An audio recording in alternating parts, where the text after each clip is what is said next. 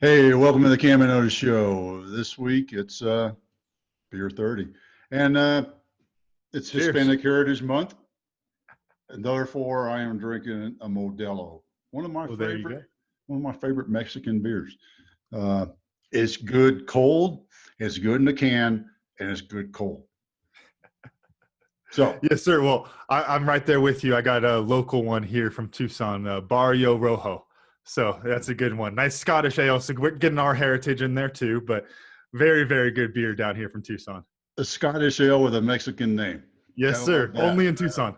Yeah, that's right. That's right. That just kind of it makes me think of the island philosophies I've heard over the years, and even going back to a really interesting story of an experience I had in Hawaii many years ago, and going into the local neighborhood area, which many Hollies, and Hollies means white dude, Hollies don't do unless they're, well, unless you're invited, number one, Mhm. uh, that Hollies don't go there at all.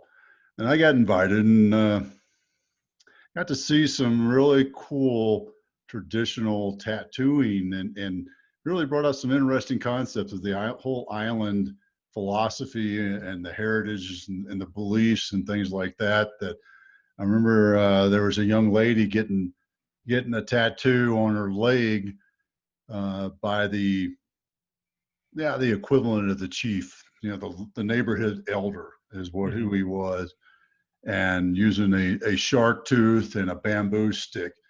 And I can't remember what he tapped it with now, but a very traditional tattooing. And she was getting this tattoo on her leg. The design was these triangles, and it kind of went around full circle around her leg. And it was to ward off evil spirits going into her body because she was reporting to Army basic training the next week. And Wow. so she was leaving the island, leaving her family behind, and all these sort of things. And she wanted this tattoo to protect her. And it's just kind of a cool thing. And I just thought of all these different island things over the years, our rugby experience with the Tongan boys, and, the family heritage we learned, and how strong the family unit was. We used to make fun of them because they were all cousins. But and then you go to our New Zealand friends, our Mhm. Kiwi friends, and that whole island aspect there, and then you flip over to our heritage in Scotland, and that the clans, and it's really kind of an interesting thread if you pull it, Mhm. if you kind of look at it from that perspective, that philosophy of the family and the clan, and how strong the family unit is, like in Tonga, Fiji, Samoa, these different island clans and family units. And you look at Scotland, it's exactly the same thing, the clans. How Yeah. interesting is that? I think great observation. I love it. It makes me think a lot about, like as one of the coolest things I think I've continued to learn, beyond just regular high school history and then more getting into the weird stuff and those type of things, is how similar cultures are around the world that never saw each other or were never even close to each other. And how it's almost like when you have a deer that goes back to a common ancestor millions of years ago that's on two different continents, and they haven't been together for so long, but they still look just about the same for whatever reason, because they developed those environments and they needed the same kind of tools. I think it's a funny, evolutionary thing for us as well, of how really, when you think about it, family, clans, tribes, whatever it is, it's a system that we're putting people together in so that we can support each other and to prosper and perform at a higher level as a group. Like we always talk about teamwork, you can get more done as a team than you can on your own.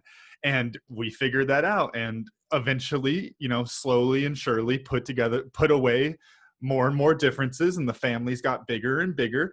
But that's really what it comes down to, I think, is that kind of basic biological us versus them type thing, to where it's like you got to get a group, and nothing's, what's the most natural group you can think of? It's got to be blood in your family, right? Right. Well, it starts. So humans are interconnected. They're where we are, not they, because I'm part of it. We are a social animal, right? Mm-hmm. And social animal meaning we want to interact, just like wolves, dogs, our even our pet dogs. I'm pointing to mine down here. You see it? Uh, Even our pet dogs want to be. You notice, where are they? Where's Loogie right now? Is he in there with you? They're outside right now, but if he was in here, Oh, he'd be on my feet. yeah, yeah, exactly. Because he wants to be around. He's a pack animal, and they want to be around Mm, each other, right? And other humans, and that's part of their pack. And the reason we have that is we want security. We want safety and security. And the only way you can do that and survive is you start off with the family unit, and the family unit grows, right? And then it's aunts and uncles and cousins and nephews, and it grows and grows and grows, and that family unit becomes a clan in mhm. Scotland terms, a tribe in Native American terms, or island terms in the South Pacific. It's what it is. It's I just thought of Manu, but we'll have to come back to Manu later. But it is that need to be part of an organization, Mhm. to put it in more modern terms, because think about the organizations, the group of people that you hang out with. That's your tribe, Right. and that's the extension of your family, is Mhm. that tribe. Because tribes are groups of families together. You think about American heritage, and even in Afghanistan, that was one of the things that we dealt with in Afghanistan, was the tribal culture was so much stronger than the national culture. And that's one of the problems in dealing with Afghanistan and that whole problem set. Mhm. Park that. Actually, we won't even park that. Just go put that one off on the far left and leave it there. Oh yeah. Uh, but going back to that, is the human nature that requires that safety, that that interaction, because you get safety together, and you feel safe and secure with other people around you. Now, Otis will tell you, I can kind of I kind of enjoy going out in the woods by myself and plopping down and just being alone, or like when I go out hunting and I wander, I hike in the woods while carrying a rifle or a bow, which sometimes I do. Uh, eventually I get lucky, but I always want to come back to that that social aspect, that feeling safe and secure, and having that social interaction with other Mhm. humans. There's a lot of different things that come to mind as we're talking about this. One is that when you think about how personalities develop and how characteristics develop in people, I think one of the interesting things, if you look at it, it's roughly, and this is an estimation. This isn't me paraphrasing. I got these stats right, but it is an estimation because it's a really difficult thing to measure. Where does personality come from? And the guess is that it's about 60% genetic. Whatever your parents were doing, you're likely to do similar things because it's all in your genes. And then you get about 10% is parenting. And then the last 30% is environment. It's your culture, it's your neighbors. It could literally be the air you're breathing, the trees that you're around, whatever those types of things are. They can encourage you to behave a certain way and to develop that personality. And that's where we get these social structures from, is from trying to take that last 30% and making it the best we can. We want to help people around us. We're social creatures, and like we talk about all the time, social multiplier effect, right? If we're in as a group and we're all working towards the same goals, we're going to perform at a much, much higher level. And in life, that means survivability. And it gets back to that basic level of, if there's a group of us, we're probably more likely to survive together than we are on our own. But what I think, to your point about the kind of modern side of things, what I think is so interesting is a lot of people will, I wouldn't say doubt this, but they would doubt the relevancy of this type of stuff. When you look at you and I always call the lizard brain stuff, right? A lot Hmm. of people, I think, kind of put this in the compartment of history doesn't really matter. I don't think they fully realize how much lizard brain is going on a daily basis. And the example that I'd like to explore on that has to do with language and slang.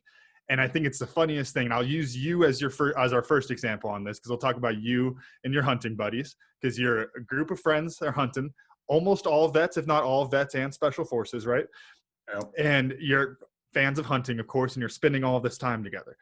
if I went out there, I bet in at least every fifth sentence or so, you guys would say a word I wouldn't understand. Especially when you get into the Army lingo, you guys start dropping all your freaking acronyms. There's no way I was going to understand that. And You're that is getting part awful of that. cocky saying every fifth sentence. I can recognize some of them every now and then.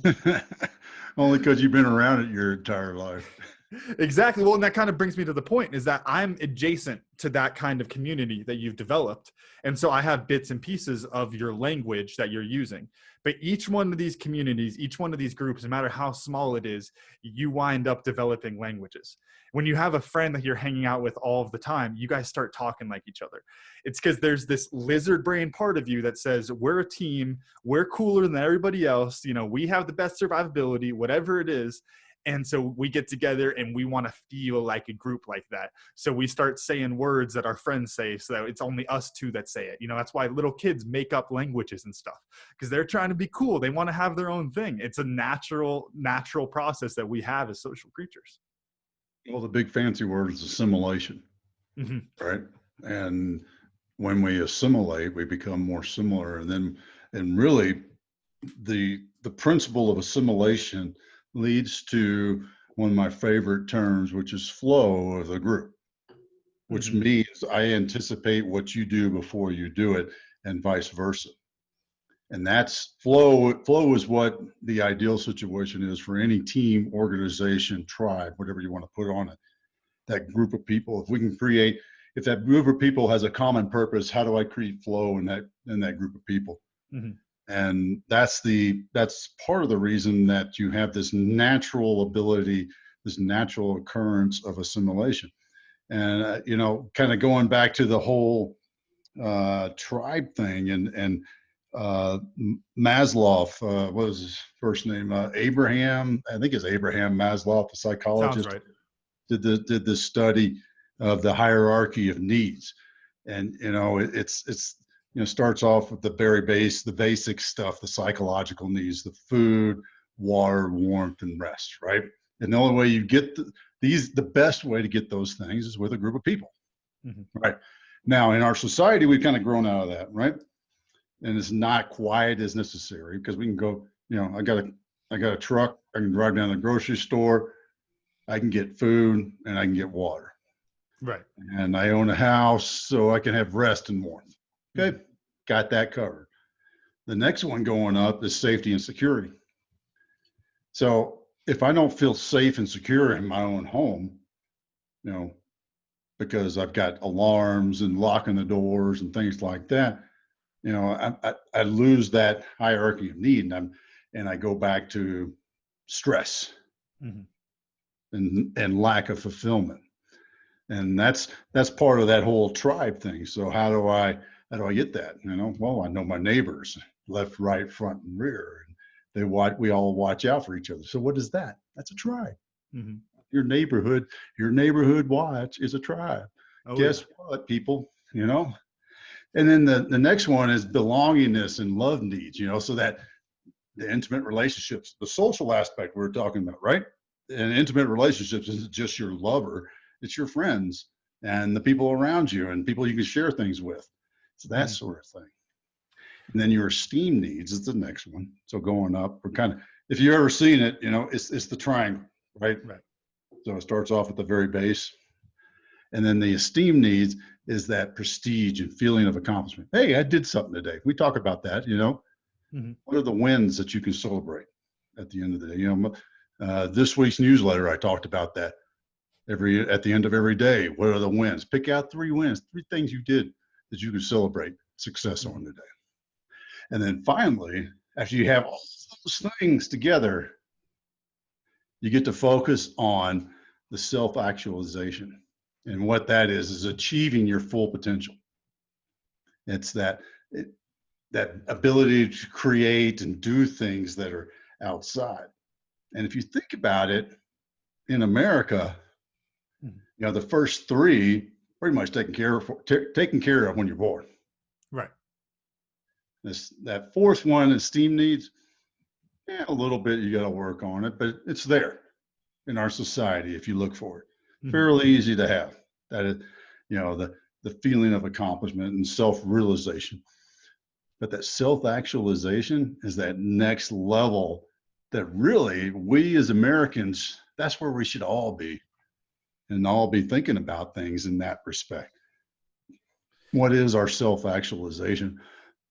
What is my full potential? Mm-hmm. What else can I achieve in the years and days that I have left? Mm-hmm. What can you achieve in the years and days that you have left? The Stoic quote is it takes a lifetime to learn how to die, and it takes a lifetime to learn how to live. Right? And Oh yeah. that's the self-actualization in the fifth level of Maslow's hierarchy of needs. And this is something I'm honestly not sure if somebody has put this together before, but I'm connected some serious dots over here. And when you're talking about the hierarchy of needs on this, what you were saying about having basically the first three taken care of, I think is really interesting, because what that immediately brings to mind is that, okay, so like you said, we're working towards that fifth one. Generally speaking, when you're in a, let's call it, developed society, a well-off society, you're pretty much taken care of on a lot of your basic needs, and it's working towards that self-actualization. Most of us are on that. And then what I think is interesting about that is then when you look at these societies that are very developed, older societies that have been doing well, been wealthy for long times and these type of things. One of the trends that you've noticed, especially in the last 100 years, especially recently, is these high trends in things like suicide, depression, and anxiety. And what I think that comes down to at a very basic, kind of lizard brain level, is that we're looking to fulfill these needs. And if we have the needs fulfilled, we start going to the next level naturally, right? You would say naturally we jump up to that next level. Mm-hmm. And when you're not having to fight for your food anymore, when you're not having to go out and hunt, when you're not having to worry about your security, everything turns in on yourself. And you wind up getting into that place where you struggle with this self-actualization, which is a natural thing to do, but where it's also natural for us all to wind up at that point when our other needs are taken care of. And I think that's where you get this kind of, to go to the term, I think we've used it before. I've referenced one of the leading theories for why suicide has gone up so much is the no one left to blame theory. That we have all these things given to us. So if I can't be who I want to be, it must be my fault. And I think that's what we're really getting to on the self-actualization thing, is that it's kind of a natural progression, that as we develop and as we grow our societies to take care of those needs, which is what we've been doing naturally for a very long time, you get to the point where the next need's really freaking hard to take care of. And we frankly haven't tackled it. And I think that's where it gets really interesting is, it's as we reach that point, do we need to then shift our goal? Is it now towards, it's something we're kind of doing on the mental health side, focus on mental health and those type of things and awareness about all these different issues that people can have, and then getting people help for it has become a recent shift on it, because frankly, as I think as a society, we're now trying to address that next need in the hierarchy. We've got those first three covered. We got the fourth one pretty darn good. We're just trying to build that up because we want to give people everything they need, because naturally as a society, we want to take care of each other. Yeah. And I don't know. I mean, there's a lot to be unpacked there. And when you brought up the suicide, and it's there's a lot of reasons. And I'll just take a step into it because it's just that time. Mm-hmm. What we have is the only people to blame is the people who create it and teach it and train it. And I'm looking at them on the screen, and I'm not talking about you. I'm talking about the little picture on the screen. That's me and my generation. And not quite, I wouldn't say not quite the generation before me, meaning like my folks. But my generation is the one that created everybody's a winner. Mm-hmm. Everybody gets a ribbon. And I don't know where that came from, because it sure as hell wasn't me. And I didn't get a vote on it. Nobody asked me. It just happened. And I lost out when I tried to pull that stuff on you and your brother and sister, because then you would be well, why didn't Camden take the trophy for for the team for participating with the team? And I'd be like, well, because you didn't win a damn game, so why the hell are you getting a trophy? Exactly. And then I had to face the, oh, my son's being isolated because of that, and a whole nother picture of that. Mm-hmm. But so it's when you create that view, that point of view that everybody's a winner, and then reality hits you in the face, whether it's grades in high school, standardized tests, which I've read that, and I can't remember which university it is, but it's a fairly prestigious one that is getting rid of standardized testing for admittance. Good luck. But it's the reality of life is not fair, and life does not give you unless you earn it and take it. And that's the, when you grow up in a society and an environment, a protected, we'll call it the protected environment, where you get everything, and then you go out into the real world and you've been celebrated up until you're, hell, we'll say 22. Mm-hmm. We'll just call it, you graduate college at 22, and you step out into the job market, and guess what? Then it gets real. Mm-hmm. You just spent the last 22 years being patted on the back for showing up. Yep. And I can tell you this, I ain't met one businessman that is going to continue to pay you to just show up. Mm-hmm. I ain't met one businessman that's going to continue to pay you to do an average job. And guess what? I want excellence. I hire for excellence. I look for excellence. I reward excellence. If you're average, go work at McDonald's. And that's not a ding at McDonald's, because McDonald's is a great launching pad, and McDonald's has shift managers and store managers that kick butt, because I've seen them. Saw one Wednesday night, 7:00 in Salida, Colorado. This woman, and I knew she was the manager by the way she was dressed. Her 2 kids were in the store waiting to go home. They'd been dropped off by dad or somebody like that, whoever. And I knew she was trying to leave because she had her purse on her shoulder. But you know what?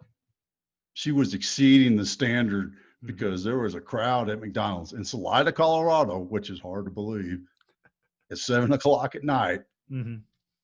And she saw that there was a need. She exceeded the standard. So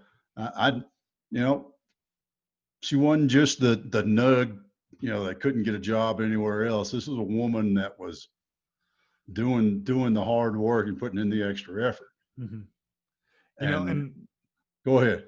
Oh, I was just going to say, I think, there's a few things on that. One, on the McDonald's side of things, I was also going to say, as we've discussed before, if your drive is making money and being successful and, having nice cars, not the spot for you. If your drive is sitting at home and watching TV, if your drive is being in internet forums or whatever the heck it is, and that's something that sustains your life, awesome. Good for you. You found something that sustains your life. I think that's just an important thing to say, because I think it's always funny. You think about, because it's not that we don't want people to be successful. It's more so that people have to be successful in their own sense of the word. They can't be chasing someone else's success. They have to chase what their success is. And that actually, decent segue for myself, that was an accident. That brings me back to the main thing I wanted to mention. When you talk about kind of the culture that your generation created around the everybody wins, everyone gets a trophy, that type of thing, is that as society has developed, and you get more and more narcissism, and not even necessarily on this huge level where you're out there manipulating people, but just in the basic level that I'm important, somebody listen to me. And I think that in a weird way, that's what the culture you were talking about wound up developing. And I think there's lots of other reasons why, but when you grow up and when you're living through a life to where you are either being told or being shown that you're important, that you're going to be successful, but you're never really given the tools to define what that success is for you or what the realistic expectations are inside that success, then you wind up with being at this point, and I think the term was isolated narcissist, where it's folks who they're not out there being crazy, but they just think they're really important. They don't get why people aren't listening to them. And that's where you get the Twitter people and the people in the comments on Facebook and all that kind of stuff. Because I'm so important, people need to listen to me, but there's no actual aspirations or anything inside of it. And I think that's kind of the negative outcome that's come from that. Then the other thing I was going to say on it is I think that it's a great example of the fixes creating more problems. In reality, these things are so insanely freaking complicated. Humans are terrible, terrible creatures in the sense of predictability. And when you try to solve a problem with right now, 20 years from now, you're probably going to be creating a worse problem. And I don't know how many times we could pull an example from history, but it's a lot. And because it's something to where when you look at what you're talking about, what was the incentive to have your kid feel like a winner? What was the incentive to have every kid feel like that? It's because you want your kid to feel good. That's a benevolent thing. Like there's total genuine emotion going behind that. It just was lacking the foresight of what would come after that, what the need is to have that hunger to be a real winner rather than just getting it every single time. And what that winds up creating down the road and spiraling into other problems. And I think it's interesting because then you have, my generation and the generation above me that are working to solve those problems. And they're going to be having other screwed up problems because they're going to misdiagnose it again. And it's just going to keep going like that. I think it's a natural progression, honestly, of culture and generational culture like that you're going to always be trying to fix a problem, and it's probably going to create another problem. And we're just going to keep moving forward. Yeah. I mean, I'm kind of going back to the Maslow hierarchy of needs. And I think what's happened is we fulfilled, those first four, and given the children, of course, the food, water, rest, and warmth, right? And then safe and secure. And then, they have an intimate relationship, got lots of love from mom and dad and the coaches and friends and things like that. And then you win. You get this, you're rewarded. Yay, good job. You played a game. Yay. Mm-hmm. That only leaves the last thing, which is the self-actualization. And if that's all you have left and you miss, and these other needs are never earned, or even maybe not earned, but in the sense of realizing that they were of value, that they were earned in some way. And I think earning them is what teaches that value, to your point. Yes. I mean, I'm not an advocate for, because I lost that battle too, just putting you out back and saying, tough cookies, son. You should have learned better when you were supposed to do this. Go sleep out in the backyard. Oh yeah, go catch that rabbit. There's food out there. Yeah. Come on. Yeah, exactly. I mean, there's rabbits running around the yard. Go ahead. Yeah. Oh, you want to cook it? Good luck. There's some trees out there. Build your make fire. you a bow and saw and get you a fire going. But I want to build off of that because I think we're actually touching on something really, and I really don't think I've heard this before. So that's why I'm actually getting kind of excited, because I feel like this is a kind of novel connection as far as what I've read, at least. And when we talk about what is one of the reasons, beside the fact that it's wild game and wild game tastes amazing, why do those elk burgers and elk steaks you got in the freezer taste so good, Dad? Because you hunted them. Well, I was going to say it's GMO, HMO, DMO, XYZ, vegan, vegetable, gluten. What else? What else is out there? Peanut. It's free. It's free, and it was free. Mm-hmm. Now, free is a relative term when it comes to everything else that goes into getting it, but there is an organicness to it, and not just in the fact that it's eating that way and feeding that way, and therefore the meat is that way.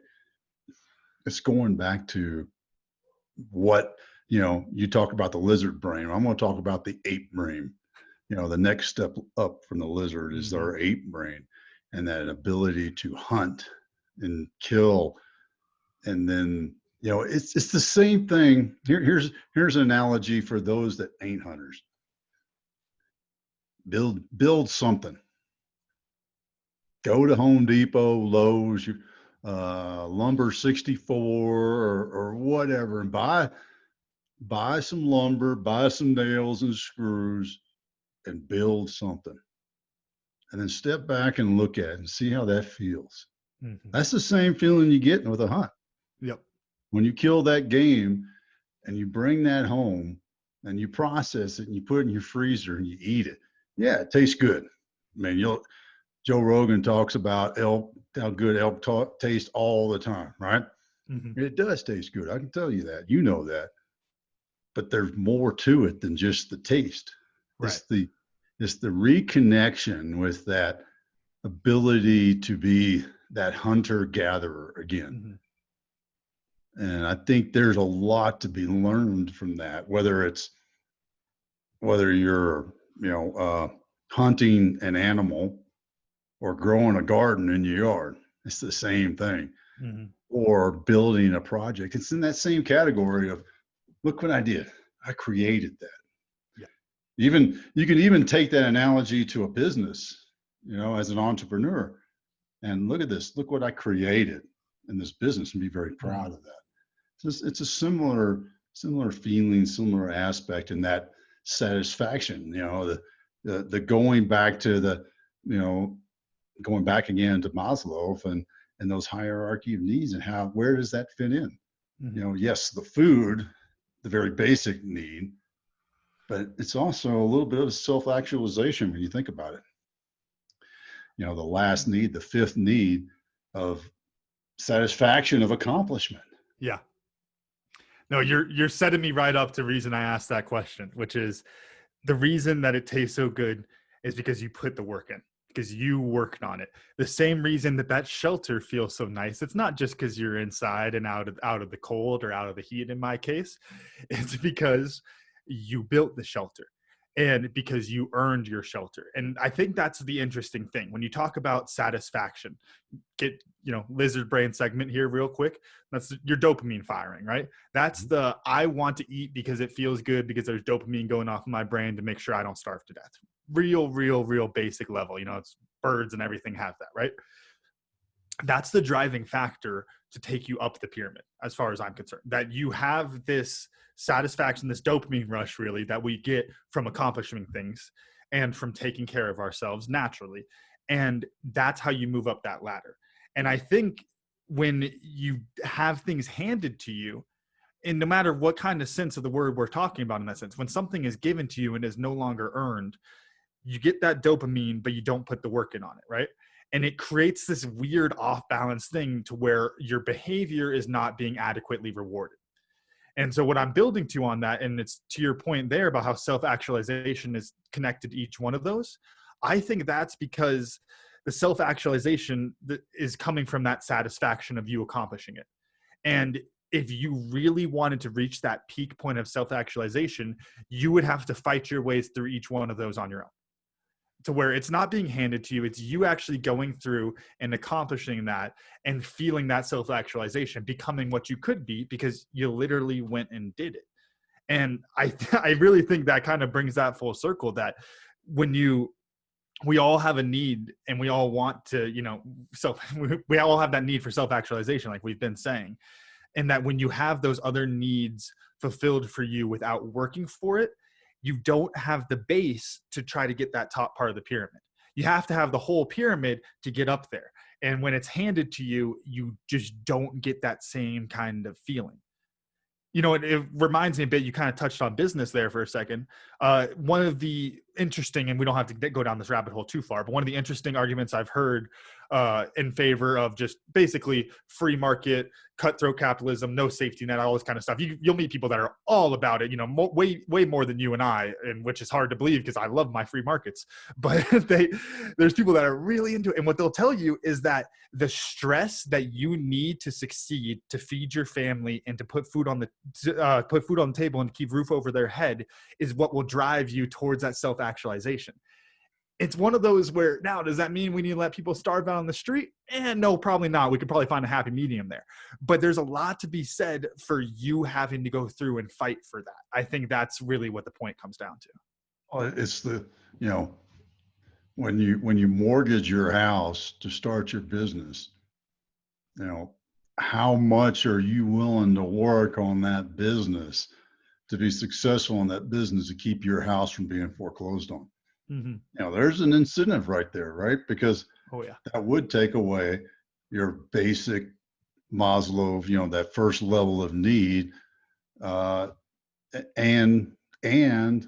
if you have a family involved in it, especially if you're a parent in that point, and you're a provider as a parent, it's much more difficult. Then you even have a heavier burden on you in that respect. And I think that's a key piece. And I wanted to jump on the self-actualization a little bit more because I've been reading a lot about a Japanese philosophy that's called Ikigai, and it was founded on the island of Okinawa, which is, so if you're familiar with Japanese geography, basically, there's more than just the island, that long island, Japan. There's a northern island, Hokkaido, the main island in Japan, southern island of Okinawa, and I think there's 6 or 7 smaller islands in the Japanese nation. But the island of Okinawa is also, and interestingly enough, as I studied a little bit more about Ikigai, is also where karate was founded and began.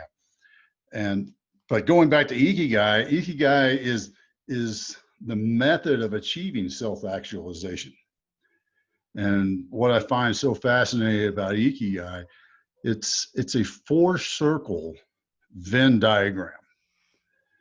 And these 4 circles, or these 4 things, internal and external things, matching up together, and where they cross over is where Ikigai is.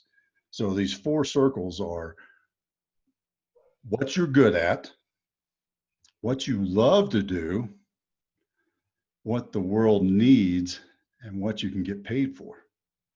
And those are the 4, what people will pay for. You can get paid for, people pay for, it's kind of a synonymous thing. And you overlay all 4 of those, and that overlap is Ikigai. And that is so when you have self-actualization, and you take that self-actualization to the next level, true self-actualization is Ikigai, which is just kind of a cool concept when you start to think about, how do I have a happy life? You have to understand, if you don't understand Maslow's basic needs, because you live in America and food's just readily available everywhere, and it's really not that dangerous to live here. You have to look for trouble. And truly, for 95% of us, probably you'd have to really go looking for it. It would take it up even higher than that. I mean, seriously. I'm not a mathematician. Yeah. Well, no, you're an economist, and that's what's scary. But it's that those things kind of come without even thinking about. And then most people have the intimate relationship and friendships, right? So that's 3 of our Maslow's hierarchy needs. And the 4th one, feeling good, some feeling of accomplishment and some prestige, recognition. That didn't take a whole lot to get, but it still takes a little bit of work. But that next level, that 5th level, that self-actualization, that's the bonus level of life. And one of the ways you can figure that out, that bonus level of life, is the Ikigai. That's just a methodology I've been studying and reading about. And I find it very fascinating. And it's just one of those things that you can, when you start to think about it in that sense, and I've oversimplified the whole concept of Ikigai Right. in that way, in those four circles. But if you think about it in just that simple sense, if you can do that, be in that four overlapping circles like that, that's a pretty awesome place to be. And self-actualization in your Maslow's hierarchy of needs. Mhm. You know what this is really making me think of, and that as we kind of start wrapping up here, I thought this is a good one, good one for that. On the more contemporary side of things, what this keeps driving me back to, and I think you and I both watched the first season and probably about half of the second, and then fell off, was Westworld. When they talk about the journey that the hosts have to go through to become human, really is what they're saying. It's a journey to consciousness. And what they have to go through is basically this hierarchy that we're talking about, where they have to fulfill these needs and then get to the next level and fulfill that need and get to the next level and keep building their way up. And it is only by building your way up from the bottom that they can reach that point of consciousness. They have to go through the full journey. And I know it's a deep show with lots of underlying meaning, so they probably are way ahead of you and I on this. But that's the same thing we're talking about here, that if you really want to reach that self-actualization, you have to accomplish those needs. You can't have them given to you. You can't just program the triangle. You have to, or the pyramid. You can't just program the pyramid. You have to build the base and then build it in a way that they build the next part. And that's the only way that you could create human consciousness. And to me, that was just such a stark parallel to what we were talking about with hierarchy of needs. Of you have to go through the journey. That's the only way you're really going to reach that point of self-actualization. That point of consciousness is going to be to go along that journey yourself. I'm laughing because now I'm like, well, damn it. Now I got the story brand, J.J. Peterson's, Dr. J.J. Peterson's story brand hero guide and villain thing going on in my head while I'm watching a movie. Now I'm going to be looking for Maslow's hierarchy of needs while I'm watching that and seeing those sort of things. And that's there's probably a parallel to that, because when you think about what's a hero, how do you designate the hero? The hero is the one that makes the transformation, right? Mm-hmm. Right. The guide is the one who guides them along, or the multiple guides, depending on, the storylines. So the guide helps the hero achieve self-actualization in Maslow's hierarchy of needs. It's a really interesting concept when you kind of blend those two together. I think we'll have to shoot JJ a note and see what his thoughts are on that. I bet you he'd get a kick out of comparing Maslow's self-actualization with the hero's transformation. He's probably knowing JJ. He's probably already thought of that, though, to tell you the truth. And if not, then he and Don will have an episode on it by next week. That's right. Wow, man. Good Beer Friday discussion. Here. Cheers. Cheers. Happy Hispanic Heritage Month. Tell your beautiful fiance Happy Hispanic Heritage Month. Yes, I know. If she wasn't at work right now, we could have her jump in and join us for this one. I'm sure she would love that. Oh, yeah. Well, good. What'd you learn? So you gave me an easy one there at the end, Dad. I was thinking real hard because we had lots of different concepts, but I can just say Ikigai. I had never heard of that, and that is such a cool thing. And I could see how it connects to all these other things that I've learned about and talked about. And I think that's really interesting. And honestly, just to that point I just made, it really goes to show you how similar cultures develop around the world. That you can always find these type of things as another word. Like we teased it, and it's too late now, so we're gonna have to have a whole episode about it. But Manu, like just like Manu, that's something we have. We just don't have that word for it. Yes, I forgot all about that. I mentioned that earlier. Yeah, Manu. Do you want to do a quick tangent on Manu, or do we want to save it? Sure. Manu is a great South Pacific island phrase that does not translate to English. There's no. What did she gave us? Probably five. At least five. I mean, there was probably two sentences that she used to describe Manu, and it is the gathering, the people together, and the life together, if I remember correctly. And how did you remember it? The way I think about it, and that this is totally misremembering of what she actually said, but the way I would define it to myself is more so of just the Manu is people, Manu is family, Manu is Samoa, Manu is strength. Like it's all just interconnected because without and I think really probably the philosophy behind it is that without strength, without love, without family, you can have none of the above. You have to have all of those three together. You have to have that community of a support structure in order to have that inner strength that you need to go succeed in like that. I think that's the way I've always interpreted it. And, we'll have to reach out to some of our poly friends in the rugby community, and maybe we'll have a whole episode on Manu. Yeah. And just a little bit of the backstory, when we're at sevens, it used to be the Vegas sevens and now it's the LA sevens. And basically it's the International Sevens Tour, the HSBC Sevens Tour, rugby sevens tour in the US stop. We always sat behind a group of Samoan and Fijian families, and because one, they're awesome to hang out with, and two, because they got there at 7 a.m. and got all the best seats, so we had to sit behind them. Yes, yeah. So, yep, we got there early, but they would beat us there. And whenever their team played, they would chant "Manu, Manu, Manu," and after one of the matches, we asked one of the moms what it meant, and that was what she told us was, it's all these things together, so maybe it's Maslow's hierarchy of needs all together is what it is. That's what Manu, maybe that's where it is. Maybe, there's a deeper discussion that we should have with I can't remember her name. The mom and the brothers, the mom of the brothers and cousins. That's Mrs. Fafita, right? Fafita, yes. Yeah. Mrs. Fafita. That would be a great discussion to have with Mrs. Fafita sometime. I'm sure she would love to talk to us about Manu. Oh yeah. Well, and also, as we're talking about it, I think my memory was getting a little bit better. I'm pretty sure the first answer we got was Manu is Manu.